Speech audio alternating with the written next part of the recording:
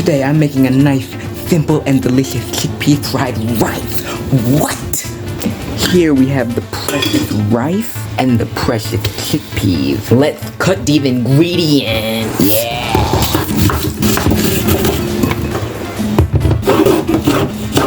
Some olive oil just like this. Then the onions. Now mix. Now let's add the bell peppers. Let's go in with the ingredients. Cumin powder, turmeric right here, black pepper, cumin seeds, and salt. Now mix it.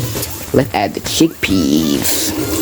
Mix it up, cover it, and let it sit. So let's add the rice and mix it up. Toss it, toss it.